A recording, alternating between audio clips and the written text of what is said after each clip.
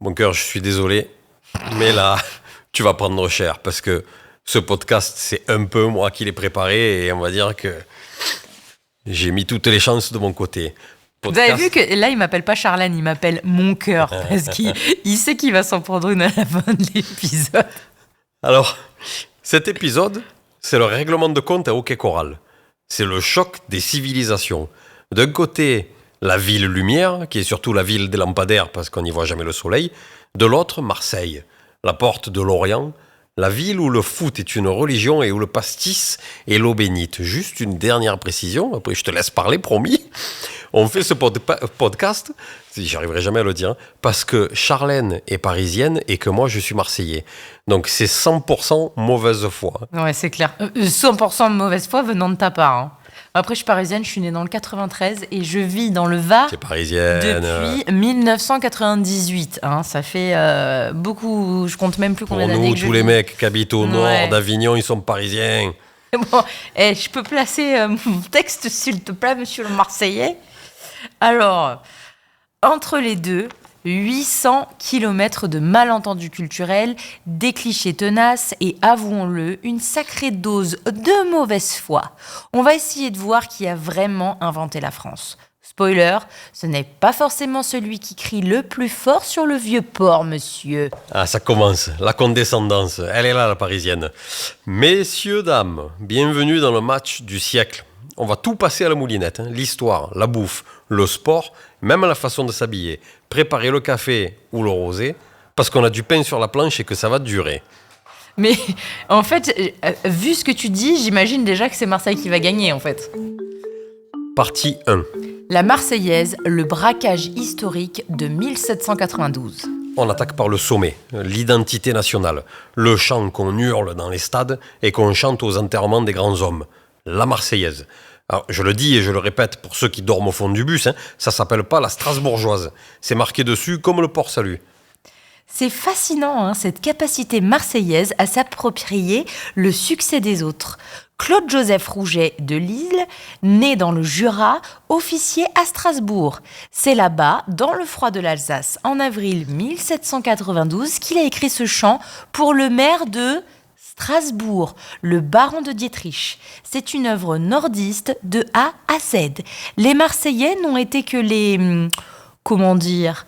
Les livreurs Deliveroo de la Révolution. Vous avez transporté le produit, vous ne l'avez pas cuisiné. Et les livreurs, quoi. Non mais tu t'entends parler ? Le 22 juin 1792, à Marseille, François Mireur chante ce texte pendant un banquet. Et là, c'est l'étincelle. Ça a électrisé la salle. Les mecs se sont regardés, ils se sont dit « Putain, c'est ça qu'il nous faut pour les secouer les puces aux Parisiens !»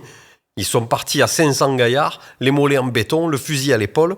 Ils ont traversé la France à pied, sous le cagnard de juillet, en gueulant ça, à s'en faire péter les cordes vocales.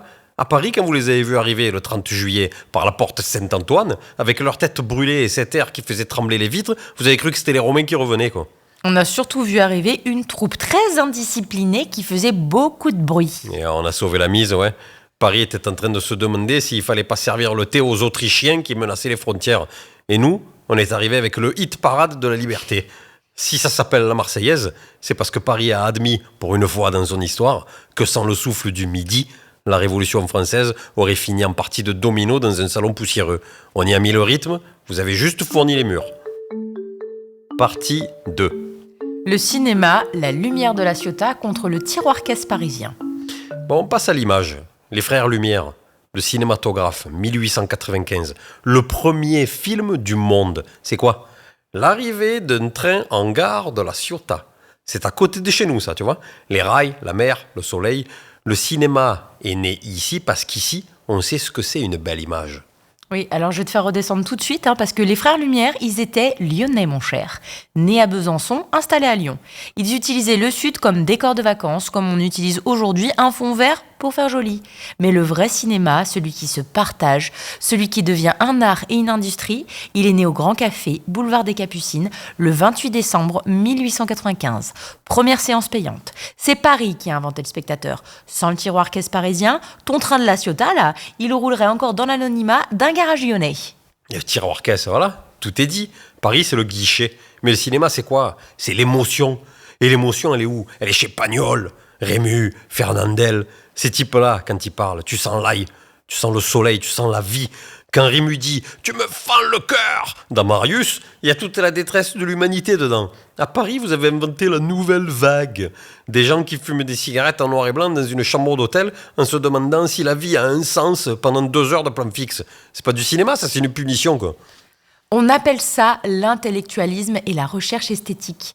C'est ce qui fait que le cinéma français est respecté de Tokyo à New York. Ton cinéma provençal, là, c'est charmant, mais c'est du folklore. C'est comme regarder un épisode de Plus belle la vie avec des costumes d'époque. Ah, c'est trop, là, du folklore. Pagnol est à l'Académie française. Et pourquoi les studios de la Victorine sont à Nice ? Pourquoi tout le monde vient tourner dans le Var ou dans les Calanques ? Parce qu'à Paris, à part filmer des parapluies gris qui courent après un métro, il n'y a rien à mettre dans la boîte. La pellicule, elle a soif de notre lumière. Partie 3. Napoléon, un petit caporal fabriqué dans le Var. Tiens, parlons d'un vrai patron, le plus grand de tous. Napoléon Bonaparte. Tu vas me dire qu'il est parisien lui aussi ? Non, il est corse. Mais il est le symbole absolu de la centralisation parisienne. Le Code civil, les lycées, la Légion d'honneur, la Banque de France, tout a été pensé, signé et administré depuis les Tuileries. Paris est le cerveau de l'Empire. Et Toulon ? On en fait quoi de Toulon ? 1793, le siège de Toulon. Si Napoléon ne gagne pas contre les Anglais dans le Var, il n'existe pas. Hein. C'était un petit capitaine d'artillerie que personne ne connaissait. Il arrivait avec ses chaussures trouées. C'est sur nos remparts, sous notre soleil, qu'il a montré son génie. Il est arrivé capitaine, il repart général. C'est le Var qui a fabriqué l'empereur. Sans Toulon, ton Napoléon, il finit lieutenant à la retraite à contrer les chèvres à Ajaccio. C'est une vision très locale de l'histoire. Napoléon, que tu le veuilles ou non, détestait Marseille. Tu le sais ? Il trouvait les gens trop indisciplinés, trop bruyants. C'est pour ça qu'il a construit l'Arc de Triomphe en haut des Champs-Élysées. Et pas sur la Canebière. Il voulait de l'ordre, pas des galéjades. Il a construit l'Arc à Paris pour impressionner les Autrichiens, parce qu'ils sont aussi coincés que vous. Mais son cœur, il était ici. Quand il s'est barré de l'île d'Elbe, il a débarqué où ? À Golfe-Juan. Il a traversé tout le 83 et le 04. La route Napoléon, elle passe par Castellane, pas par la porte de Clignancourt. Le sud, c'est la terre des reconquêtes. Paris, c'était juste le bureau où il allait ranger ses dossiers. Partie 4. Les brigands, Gaspard de Besse contre Vidocq la Balance. Parlons de la morale, ou plutôt de l'absence de morale. Chez nous, on a Gaspard de Besse, 1757-1781. Le Robin des Bois de l'Estérel. Un esthète, un minot magnifique. Il volait les diligences des riches, il rendait aux pauvres et il tuait jamais personne. Il signait ses méfaits. Hein. Gaspard de Besse, le fléau des tyrans. Ça, c'est la classe. Un voleur de grand chemin romancé par le temps. À Paris, on a eu Vidocq. Un génie absolu. Le type s'évade du bagne, le vôtre, à Toulon d'ailleurs, puis il retourne sa veste et devient le chef de la sûreté. Il a inventé la police moderne, les archives, les fiches, l'infiltration. Il a inspiré Balzac pour le personnage de Vautrin et Victor Hugo pour Jean Valjean. Gaspard de Besse a inspiré des sets de table pour touristes dans les auberges du Muy. Vidocq, mais c'était une balance. Un traître. Il a dénoncé tous ses potes pour avoir un bureau chauffé au ministère à Paris. C'est ça votre modèle ? La délation bureaucratique ? Gaspard, lui, il est mort sur la roue, à Aix-en-Provence. On lui a brisé les membres un par un. Il a jamais lâché un seul nom de sa bande. C'est ça, l'honneur du midi, tu vois. On préfère crever debout dans la poussière que de vivre à genoux dans un commissariat parisien en mangeant de la brioche. Le crime apparaît une science, une stratégie. Chez vous, c'est un opéra comique où l'on finit toujours par se faire attraper parce qu'on a trop parlé au bistrot. Partie 5. La pétanque, le sport des pétanquiers contre le snobisme du tennis. Alors, on va parler sport maintenant, tu vois. Un vrai sport de précision. La pétanque. 1907, La Ciotat, le boulodrome des Allées, Ernest Pitiot, c'est là que tout a commencé. Non mais tu t'entends ? Un sport ? Tu parles du jeu qui consiste à rester debout avec une boule en métal à la main, en s'enfilant des pastagas toute la journée, en attendant que le collègue finisse sa sieste ? C'est une activité de centre de loisirs pour retraités, pas un sport. Hein. Oh là là là là. C'est de la précision millimétrée, c'est de la psychologie, c'est de la stratégie. Avant, on jouait au jeu provençal. Il fallait faire 3 pas de course avant de lancer. Mais un jour, un vieux qui avait des rhumatismes terribles, Jules le Noir, il pouvait plus courir. Alors on a dit, bon, on joue les pieds fixés au sol dans un cercle. En provençal, pétanca. Pétanque. C'est le sport de la fraternité, de la démocratie. C'est le seul sport au monde où tu peux gagner une partie contre un millionnaire alors que t'as pas un rond en poche et un verre de jaune à la main. Enfin, c'est surtout un sport de feignasse parce que du coup, au début, vous deviez courir et puis finalement, il me fait trop chaud, on est trop fatigué, on va se mettre à l'arrêt. Bande de feignasses. À Paris, on préfère le tennis ou le golf. C'est une question d'esthétique, de mouvement, de silence respectueux. La pétanque, c'est surtout un prétexte pour faire un vacarme d'enfer avec du métal et s'engueuler pendant 3 heures pour savoir si la boule est à 6 ou 7 mm du bouchon. C'est du bruit pour rien. Le tennis, quoi. Le sport où on s'habille tout en blanc pour être sûr de ne pas faire une tache de sueur. C'est d'un triste, quoi. La pétanque, c'est la vie de quartier. C'est la place du village. On mesure avec une brindille ou avec un mètre ruban. Et on discute de la marche du monde. Votre tennis, c'est une horloge suisse, quoi. Notre pétanque, c'est un forum romain avec des boules en acier. Partie 6. L'immobilier, le cabanon de liberté contre la prison haussmannienne. Parlons d'élégance architecturale. L'appartement haussmannien, les hauts plafonds avec moulure, le parquet en point de Hongrie qui craque juste ce qu'il faut, les balcons filants en fer forgé. C'est le sommet du chic mondial. Tout le monde, de New York à Shanghai, rêve de vivre dans un haussmannien à Paris. 100 mètres carrés à Paris, mais personne vit là-dedans, Charlène. Tes Parisiens, ils vivent dans des cages à poules de 12 mètres carrés sous les toits, avec les toilettes sur le palier, et ils payent 1500 € par mois pour avoir le privilège d'entendre le voisin éternuer à travers la cloison. C'est pas un appartement, c'est une cellule de garde à vue, quoi. Dis donc, tu t'énerves drôlement parce que je t'ai jamais entendu autant bégayer. C'est le prix à payer, qu'est-ce que tu veux, pour avoir la culture, les musées et les meilleures boulangeries au pied de l'immeuble. On appelle ça l'urbanité. Ouais, ben nous, on a le cabanon, le vrai. Le truc perdu dans les calanques ou planqué dans les collines du Var, vers Régus par exemple. 20 mètres carrés de pierre, une treille avec de la vigne pour faire de l'ombre, une table en bois qui a vécu 1000 apéros, le chant des cigales qui te perce les oreilles. T'as peut-être pas de moulure au plafond, mais tu as la grande bleue ou les falaises du Verdon comme jardin, tu vois. Le luxe, c'est pas d'avoir du parquet qui brille, c'est d'avoir l'horizon qui ne s'arrête jamais. Votre Haussmann, c'est une prison dorée. Notre cabanon, c'est le palais de la liberté. Partie 7. L'eau, la Méditerranée turquoise contre la Seine, café au lait. On va parler des baignades, tiens. Chez nous, on plonge dans l'eau turquoise, Calanque d'Anvaux, Porquerolles, les plages de sable fin de Fréjus ou de Saint-Tropez. L'eau est tellement claire que tu peux compter les écailles sur le dos des girelles jusqu'à 4 mètres de fond.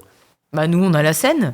On a même dépensé des milliards pour essayer d'y organiser les épreuves de natation des Jeux Olympiques. C'est un fleuve chargé d'histoire. Mais la Seine, mais même un rat d'égout, il refuse d'y mettre une patte tellement il a peur de muter, quoi. Ton eau, elle a la couleur d'un vieux café au lait qu'on aurait oublié sur un coin de la table pendant 2 semaines.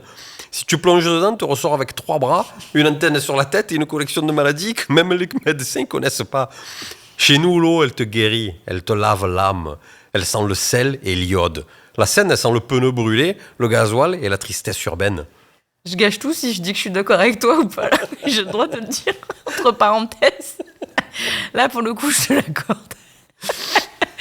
J'aurais pas aimé faire les JO dans la Seine, moi. Mais bref, la Seine, elle est romantique. Les quais de Seine, ils sont classés à l'UNESCO. C'est le fleuve des amoureux, des poètes, des peintres. Les amoureux, ils restent sur le pont des Arts pour accrocher des cadenas. Ils font bien attention de ne pas tomber. Hein. Nous, on vit dans l'eau. Le matin, on va piquer une tête avant d'aller au boulot. C'est pour ça qu'on est heureux et qu'on sourit aux gens. Vous regardez passer des péniches de touristes en mangeant un sandwich triangle à 8 €. C'est pas une vie, c'est un naufrage, quoi. Partie 8. Le football, l'OM éternel contre le PSG vitrine. Bon, on va parler du sujet qui fait trembler la France. On va finir par se battre, en fait. Le football. 26 mai 1993. Munich, stade olympique, 44e minute. Corner de Pelé, tête de Basile Boli, la première étoile, la seule étoile sur un maillot français pendant des décennies, l'Olympique de Marseille! Enfin, le Paris Saint-Germain a gagné la Coupe des Coupes en 1996. Et aujourd'hui, le PSG est une marque mondiale, avec les plus grandes stars de la planète qui ont porté ses couleurs. Ibrahimovic, Neymar, Messi, Mbappé, c'est l'élite. Tes stars, elles viennent pour le chèque. Elles viennent pour se faire prendre une photo devant la Tour Eiffel et repartir avec un sac de luxe. À Marseille, ils viennent pour le sang, la sueur, pour le peuple. Le PSG, c'est un club de riches, installé dans une ville de riches. L'OM, c'est l'identité de tout un peuple. En 93, toute la France était marseillaise. Même les Parisiens, en secret, ils avaient le maillot caché sous leur chemise de bureau, tellement ils avaient honte de leur club de figurants, quoi. Votre club, c'est une vitrine de magasin de l'avenue Montaigne. Le nôtre, c'est une religion avec 60 000 fidèles qui hurlent chaque dimanche. C'est précisément cette ferveur qui vous dessert. Paris représente l'excellence, le glamour, la maîtrise. Marseille représente l'indiscipline, les fumigènes et la nostalgie d'un titre qui a plus de 30 ans, mon coco. On vit dans le présent, vous vivez dans une VHS de 93. Partie 9. Les peintres, la lumière du midi contre le gris des galeries. Parlons d'art, du vrai, hein. Van Gogh, Cézanne, Picasso, Matisse, Signac. Pourquoi ils ont tous fini ici, dans le Var ou dans les Bouches-du-Rhône? Pourquoi? Pour la lumière, putain. Van Gogh, il est devenu fou à Arles parce que le soleil lui brûlait la cervelle, quoi. Picasso, il s'est planqué à Mougins et à Antibes. Ils ont tous fui le gris de Paris. Ils venaient chercher la matière première comme un mineur va à la mine. Mais où ont-ils exposé? Où se sont-ils vendus? Rue Laffitte ou chez Durand-Ruel à Paris. Montmartre était le nombril de l'art mondial. Sans les galeries parisiennes et les critiques de la capitale qui ont fait leur cote, Cézanne serait resté un petit rentier d'Aix-en-Provence qui barbouillait des montagnes dont personne n'aurait jamais entendu parler. Paris fabrique les légendes, le Sud fournit juste le tube de peinture. Le tube de peinture. Mais c'est la vie qui est dedans. Cézanne, il a peint la Sainte-Victoire 80 fois. S'il avait dû peindre la butte Montmartre 80 fois sous la pluie, il se serait ouvert les veines au bout de la 3e séance. Vous avez les galeries, on a le génie. Vous avez les clients, on a les chefs-d'œuvre. Sans nous, le Louvre serait juste une remise pour ranger les parapluies des touristes. Partie 10. La gastronomie, l'or de l'huile d'olive contre le cholestérol du beurre. Mais même dans le titre, il y a un parti pris en fait. L'or de l'huile d'olive contre le cholestérol du beurre. Je l'ai dit, c'est moi. Incroyable. C'est moi qui ai fait les titres aussi. Alors, surtout qu'en plus, du beurre, tu aimes en manger. Ça te coule dans les veines, le beurre. On arrive au terrain où vous pensez être les maîtres, la cuisine. Mais parlons franchement, votre cuisine est une cuisine d'opportunisme et d'assemblage. On met tout ce qui traîne dans une marmite, on fait bouillir n'importe comment et on appelle ça un plat régional. L'assemblage? Attends, mais tu parles de la bouillabaisse, là? De la soupe au pistou? De la daube provençale? Exactement, c'est la cuisine du pauvre qui n'a pas de temps. À Paris, nous avons inventé la haute gastronomie, la sauce travaillée pendant des jours, le dressage millimétré, la pâtisserie de précision, le croissant, mon Dieu, le croissant au beurre. C'est le sommet absolu du génie humain, c'est l'élégance dans une pâte feuilletée. Le croissant, c'est autrichien, ça vient de Vienne. Et tu nous vends des trucs d'importation. La vraie cuisine, c'est celle du soleil, c'est l'aïoli, c'est l'huile d'olive, l'or jaune qui coule. Le beurre, c'est pour les gens qui ont froid au nord et qui ont besoin de gras pour pas mourir gelés. À Paris, vous mangez des concepts. Déconstruction de pigeon sur son lit de navet oublié. C'est minuscule, ça coûte un bras et t'as faim en sortant. Nous, on mange des trucs qui ont une âme. Une daube provençale qui a mijoté 3 jours sur le coin du feu, elle a plus d'histoire que toute la carte des vins parisiens. La daube, c'est du bœuf bourguignon avec moins de vin et plus d'ail. C'est une variante pour les gens qui n'ont pas accès au bon cru. Et le pastis, on en parle? Une boisson qui devient trouble dès qu'on y met de l'eau. C'est le symbole même de la clarté de votre pensée. Le pastis? Mais c'est le génie en bouteille. C'est l'anis, c'est la fraîcheur, c'est le partage. À Paris, vous buvez du champagne dans des flûtes ridicules en levant le petit doigt et en parlant de vos actions en bourse. Ça vous donne des gaz et ça vous rend arrogant. Nous, le pastis, ça nous rend fraternels. C'est la boisson de la paix mondiale. Partie 11. L'art de vivre, l'apéro sacré contre l'afterwork stressé. À Paris, nous avons l'afterwork. On sort du bureau, il est à peu près 19h, on va dans un bar branché du 11e, on boit un cocktail sophistiqué avec du gin artisanal et du basilic japonais en discutant de stratégie digitale. C'est dynamique, c'est urbain, c'est l'énergie du succès. Mais où est-ce que t'es allé me chercher ça? Oh putain, mais l'afterwork, putain, mais vous pouvez pas dire boire un coup comme tout le monde? Votre afterwork, c'est une réunion de travail déguisée avec une bière tiède à 12 €. Tout le monde garde son badge autour du cou et vérifie ses notifications toutes les 2 minutes. C'est un enfer, quoi. C'est le réseautage, c'est ainsi qu'on construit une carrière. L'apéro, chez nous, c'est une institution sacrée. Ça commence quand le soleil commence à baisser vers 18h. On sort les olives, la tapenade, les anchois. On parle de tout, sauf du boulot. On parlait des minots, des boules, de la partie de pêche de dimanche. L'apéro, c'est le moment où on oublie qu'on est pauvre ou riche, on est juste des collègues devant un verre de rosé bien frais. Votre after work, c'est une corvée. Notre apéro, c'est le but de la journée. Partie 12. La mode, l'espadrille de liberté contre le col roulé de l'intello. La mode, Paris est la capitale mondiale de la mode. Chanel, Dior, Saint-Laurent, l'élégance parisienne, c'est une coupe parfaite, un certain sens de la mesure, une sobriété qui impose le respect. La sobriété de mourir de chaud.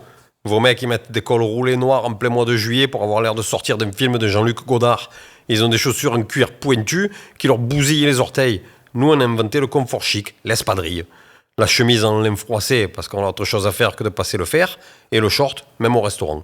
Le short au restaurant, ouais, c'est précisément la définition du crime contre le bon goût. C'est un manque de respect pour le chef et pour l'institution. Mais le goût, c'est d'être bien dans ses pompes. À quoi ça sert d'avoir une cravate si tu peux pas respirer et que tu transpires comme un bœuf? Ici, la mode, c'est le soleil qui la dicte. On s'habille pour vivre, vous vous habillez pour être vu. Et franchement, une fille avec un chapeau de paille et une robe légère qui se balade sur les quais de Saint-Tropez, ça a 1000 fois plus de gueule que vos mannequins parisiens qui ont l'air de pas avoir mangé depuis la chute de la Bastille. Partie 13. La météo, le Mistral, balai de Dieu contre la grisaille dépressive. Parlons du cadre de vie, puisque t'es si fier. Vous vous vantez de votre météo, mais vous oubliez un détail quand même, hein. Le Mistral, ce vent qui rend fou, qui souffle à 110 km/h, qui te dessèche la peau, te décolle la perruque, qui arrache les volets, qui empêche de tenir une conversation normale dehors sans avaler du sable. C'est un enfer climatique. Mais le Mistral, ma fille, c'est le balai de Dieu.